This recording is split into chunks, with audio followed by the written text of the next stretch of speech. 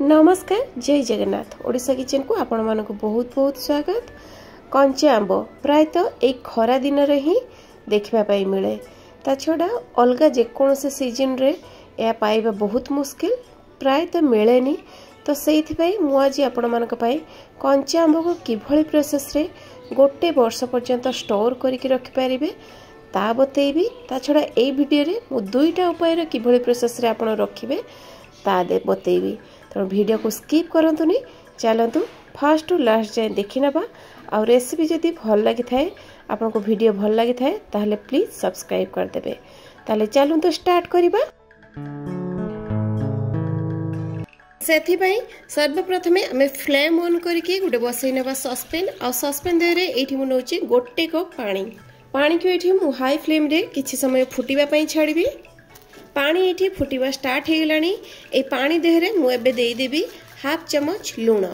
लूण देई देई कि आमे पानी को आउ 2 मिनिट पाखा पाखी भलो भाबरे फुटेई नबा। पानी सहित लूण भलो भाबरे मिसे हे गलानी। आ पानीटा देखि परते बहुत बढ़िया भाबरे फुटुची।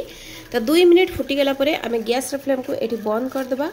आ ए पानी को पूरा ठंडा होबा पई छाड़ीबा। फ्रिज रे रखी कि बिल्कुल भी ठंडा करिवे नहीं। जेमिति हमें नॉर्मल टेम्परेचर पानीटा पिउचे नॉर्मल पीबा पानी ठीक सही भलिया ठंडा करनबा। तार भितरे आमे आंबो को काटी नबा। तो मु एठी नै जे आंबो देहरु मु चोपा छड़ेइबिनी। आपण चाहिले चोपा को छड़ेई पारंती। चोपा सहित रहिले मध्य आंबो पूरा पूरी फ्रेश रहइबो। चोपा बिल्कुल भी कळा पड़िबोनी। एठी देखते पूरा लंबा लंबा और पतला पतला करके मु एमिति आंबो को काटी नैची। ए आंब को गोटे वर्ष स्टोर करिया पई एठी मु नै जाइछे गोटे काच परिष्कार जार को भलो भाबरे धोइबे तापरे खरा रे सुखेबे जेमति बिल्कुल भी आधरे पानी बा मॉइस्चर न रहि जाए। एठी जो आंब को हमें काटी के रखिथिले पूरा पतला पतला पीसेस रे लंबा लंबा पीसेस रे ए आंब को हमें जार भितरे रखि देबा। तो एपटे जो हमें पानी नैथिले पानीटा बहुत बढ़िया भाबरे ठंडा हे जाइछि। एबे लूण पानी को कोन करिबा ना हमें जार देहरे ढाली दबा। पूरा बुड़ीला पर्यंत ढालिबे जेमती आंबटा पूरा पानी देहरे एमती बुड़ी की रोहे। और पूरा फुल पानी ढाली सारा परे आमे ताकू तार घोड़णी को बंद कर दबा। आ याकू आमे फ्रीजर रे रखिबानी नॉर्मल फ्रिज रे ही रखिबा। एई भली प्रोसेस रे आपण रखंतु देखिबे पूरा गोटे वर्ष पर्यंत कंचा आंब पूरा फ्रेश रहिबो। जेते बेले इच्छा आपण सेते बेले फ्रिज रो बाहर करके जे कोनोसी तरकारी बनै परिबे आ चटनी मध्य बनै परिबे। चालू तो तेबे आंब को स्टोर करके रखिबार आमे द्वितीय प्रोसेसटा को भी जानि नबा। तो सेथि पई मेठी गोटे आंब को पूरा तार चोपा छड़े नैची आउ एमती छोट छोट पीसेस रे काटी नैची। आपण चाहिले चोपा को रखि परिबे मध्य बिल्कुल भी खराब होबनी। आउ आपण को पसंद अनुसार आपण पीसेस रे काटी परिबे छोट बड़ करिकी। याकू आमे लूण पानी रे बसैबानी किबा कोनोसी जार रे रखिबानी। एट देखंतु मु नैची गोटे जिप लॉक बैग।